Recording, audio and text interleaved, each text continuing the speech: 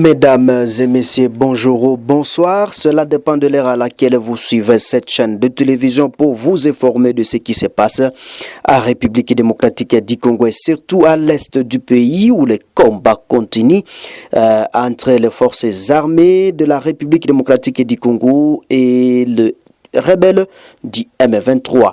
Alors, ce qu'il faut retenir pour ce soir, chers téléspectateurs, les combats entre les rebelles de l'AFC M23 et les forces armées de la RDC, appuyées par le général Issa Wazalendo, au repris donc ce vendredi de janvier 2026 à Kasenyi. Là, nous sommes dans le secteur de Katoi, territoire de Monsisi, au Nord Kivu. Les sources dans la région rapportent des tirs d'armes lourdes et légères depuis les montées à Kasenyi. Donc, les mêmes sources indiquent que ce sont les rebelles qui ont lancé l'offensive contre les positions de l'armée régulière dans l'objectif d'étendre donc leur zone de fuyas.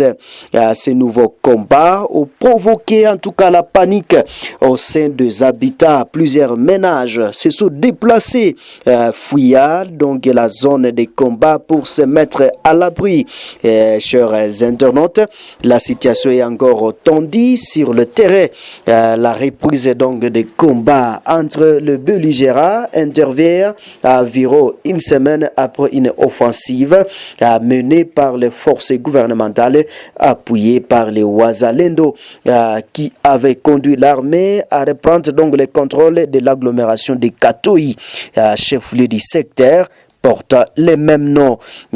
Donc, ce qu'il faut retenir également pour ce vendredi 2 janvier 2026, un drone de l'armée congolaise a ciblé donc des positions des rebelles de l'AFC M23 ce vendredi 2 janvier 2026 dans les quartiers Mongaliema à Massissi Centre au Nord Kivu. Plusieurs sources rapportent actualité possède que la population locale a été en tout cas surprise par l'explosion de la bombe à pleine journée. Le bilan provisoire fait état de 4 morts et 7 blessés parmi les civils et des bâtiments détruits par la frappe. Mais également les blessés ont été dépêchés à l'hôpital général de référence de Monsisi. Et d'après également nos sources, la paix s'installe dans cette commune rurale occupée par le rebelle de l'AFC M23 suite donc à cette nouvelle frappe aérienne. Et pour rappel, en décembre dernier, le FARDC a mené plusieurs frappes aériennes qui ont ciblé donc des positions rebelles à Massissi Centre. Déjà vu 2014, déjà vu 2026, cela fait 12 ans depuis que Mamadou Ndala Mustafa, considéré comme les héros de la guerre contre les M23, en 2012 est décédé. C'était donc le 2 janvier 2014, comme aujourd'hui, lorsque la nouvelle de la mort de ce général, à titre donc posthume, s'est répandue dans la ville de Beni. Les manifestants étaient essentiellement des militants du groupe de pression Véranda Mutsanga. Ils sont descendus de la rue, porteurs des banderoles avec des messages pour vanter les mérites du général à titre posthume Mamadou Moustapha Ndala, qu'il considère comme héros de la guerre en RDC. Les manifestants se sont recueillis en Kadi. C'est ici où Mamadou Moustapha Ndala a été tué dans une embuscade tendue en son convoi par les rebelles des forces démocratiques alliées ADF, selon les autorités congolaises. 12 ans après, Mamadou Moustapha Ndala reste gravé dans la mémoire des milliers de personnes au Nord Kivu. Nous exhortons la population congolaise à demeurer fidèle et solide avec les forces armées de la République démocratique du Congo, FARDC, qui demeurera l'unique armée légitime chargée de la défense de notre nation. N'oublie pas que le héros qui a libéré Goma et promis la paix à Beni. Ce sacrifice est notre boussole. La lutte pour la sécurité continue. Mamadou Moustapha Ndala est mort calciné dans sa jeep avec 2 de ses gardes du corps le 2 janvier 2014 dans une embuscade tendue selon le gouvernement par les rebelles de l'ADF en Gadi, près de 10 km du centre-ville de Beni. Sa mort avait provoqué soulèvement dans les chefs de la population et de certains militaires. Il venait d'être désigné commandant des opérations Sokola 1 visant la traque des rebelles des forces démocratiques alliées ADF après avoir défait les rebelles du M23 en Goma. Quelques mois plus tard, Certains officiers militaires étaient jugés par la justice militaire pour complicité avec l'ADF pour son assassinat. Le ministre de la Défense Kika Bombo séjournait au Tanganyika pour s'imprégner de la situation sécuritaire après que les rebelles de l'AFC M23 s'emparent donc de la ville d'Uvira, la dernière ville donc de la province du Sud Kivu. Je vous propose de suivre.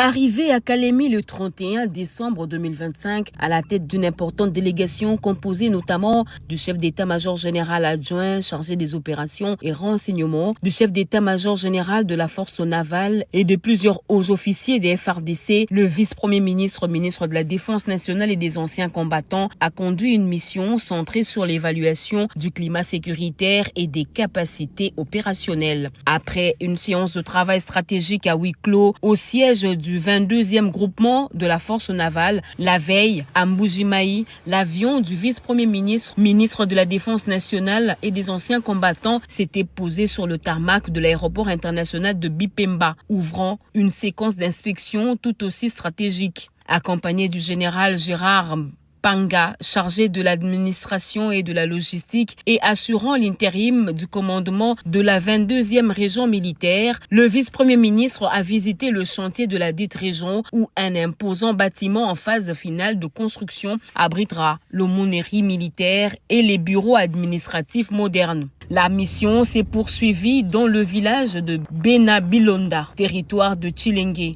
pour l'inspection de l'avancement des travaux de la future base militaire stratégique érigée sur une superficie de plus de 2280 hectares. Ce complexe accueillera à terme des centres d'instruction, des aérogares militaires, des logements, des structures sanitaires et des infrastructures ultramodernes. Cette tournée illustre la mise en œuvre concrète de la vision du président de la République, Félix Antoine Tshisekedi Tshilombo, résolument engagé dans la modernisation, la professionnalisation et la montée en puissance des forces armées de la République démocratique du Congo. Chers internautes, merci de nous avoir choisis pour vous actualiser de ce qui s'est passé à la République démocratique du Congo. Si c'est la première fois de nous suivre, n'hésitez pas de vous abonner sur cette chaîne de télévision. Je suis Mme Penzimon-Zekil à la présentation. Au revoir.